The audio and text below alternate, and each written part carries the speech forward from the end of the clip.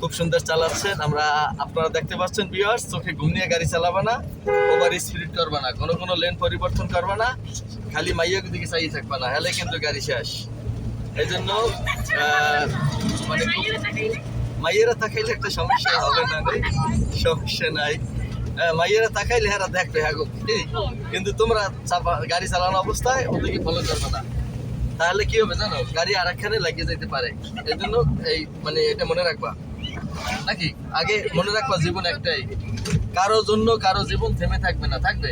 অতএব কেউ না কাউকে পাবাই, অতএব গাড়ির চালানো অবস্থায় আরেকদিকে চাই থাকলে কোনো সুযোগ নেই, মোবাইল চালাবা না, চোখে পায়খানা প্রস্রাবের ব্যাগ নিয়ে গাড়ি চালাবা না। ওকে, আমাদের সাথে সম্মানিত হাফেজ সাহেব আছেন, আপনারা দেখতে পাচ্ছেন ভিউয়ার্স।